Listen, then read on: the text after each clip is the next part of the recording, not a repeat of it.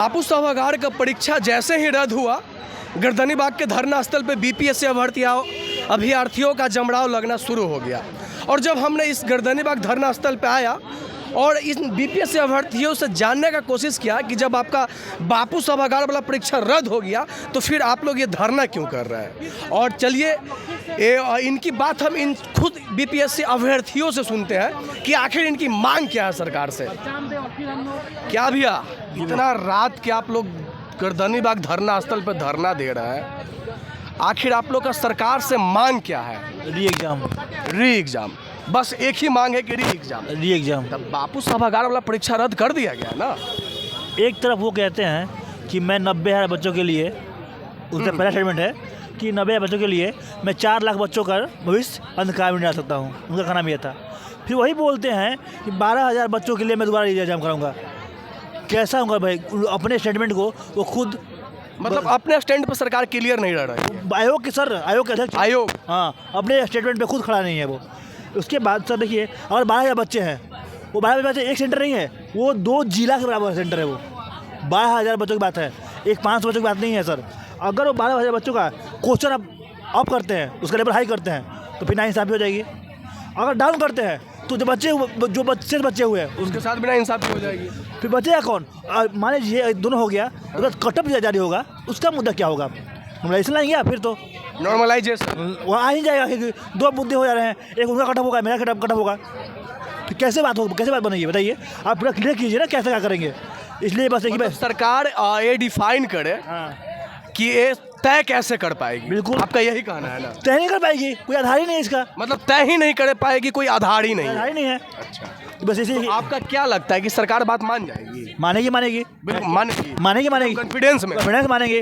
रात में कल ही बैठे हैं आप लोग, कल ही बैठेंगे, अगर नहीं परसों बैठेंगे, 4 दिन बैठेंगे, 5 दिन बैठेंगे, लेकिन यही रहेंगे। 6ठा दिन उठ जाएगी? नहीं जी, बात बनवा के उठेंगे। मतलब बात मनवा के एक जी कंकाली जी मिलेगा। अच्छा, यही रहेंगे। देखिए, हम पर डे रिपोर्टिंग करने आएंगे। अरे आइएगा सर आप। चलिए आइए और कुछ अभ्यर्थियों से मिलवाते हैं। और देखिए, और हम कुछ अभ्यर्थियों से मिलवाते हैं कि इतनी रात को गर्दनीबाग धरना स्थल पे प्रदर्शन कर रहे हैं, आखिर इन लोगों का सरकार से क्या मांग है।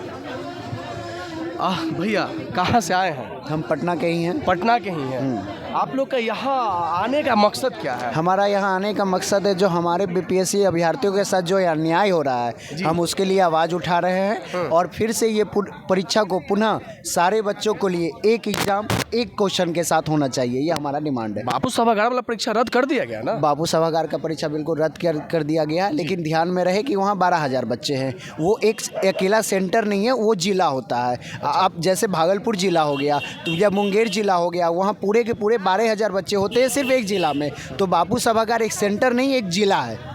और 12,000 बच्चे अगर फिर से वो एग्ज़ाम देंगे तो वो पूरे कट ऑफ को डिसाइड कर सकते हैं कि कट ऑफ कहाँ जाएगा। अगर आप इजी क्वेश्चन दीजिएगा तो पूरे बापू सभागार के 12,000 बच्चों में से 8,000 बच्चे वहीं से आ जाएंगे आपके। और अगर आप सेम क्वेश्चन नहीं दीजिएगा, टफ दीजिएगा, तो वो 12,000 बच्चों के साथ अन्याय हो जाएगा। तो या तो आप बाकी के 4,60,000 बच्चों के साथ अन्याय कर रहे हो, या आप वो 12,000 बच्चों के साथ अन्याय कर रहे हो। तो इसलिए हमारा डिमांड है कि सारे बच्चों का क्वेश्चन एक हो और पुनः ये एग्ज़ाम को फिर से करवाया जाए। मतलब आपका कहना है कि बापू सभागार के अलावा जितने भी सेंटरों पे जो बीपीएससी की परीक्षा आयोजित की गई थी उस सब को रद्द करके और फिर से री एग्जाम। बिल्कुल, हम क्या लगता है सरकार मान जाएगी? बिल्कुल मान जाएगी। हमारा एकदम जायज़ डिमांड है। और हम ऐसा भी नहीं है कि हम कोई वायलेंस का उपयोग करें। हम बिल्कुल गांधीयन फॉर्मूला को लागू करके हमारा सत्याग्रह है, और ये शिक्षा सत्याग्रह है, गांधीवादी आंदोलन। बिल्कुल गांधीवादी आंदोलन है ये, एकदम शांतिपूर्ण, एकदम शांतिपूर्ण, कोई वायलेंस नहीं है। आप आइए, आप अपने कमेटी के साथ आइए, हम अपने 5 लोग रहेंगे, आप मीडिया बंधु रहिए, बिल्कुल लाइव बात होगा और डिसाइड कर लीजिए। और अगर आप अपने तर्क से हमें हरा दे रहे हैं तो हम लोग चुपचाप चले जा रहे हैं, और अगर आपके तर्क पर हमारा तर्क भारी हो रहा है तो आप री एग्ज़ाम करवा लीजिए। तो बीपीएससी आयोग के जो शायद चेयरमैन थे, वो एक रैपर दिखा रहे हैं तो बोल रहे थे कि रैपर को कोई फाड़ सकता है, और उनके सामने ही एक स्टूडेंट फाड़ के दिखा। वो स्टूडेंट नहीं फाड़ा था, वो मीडिया बंधु ही फाड़े थे।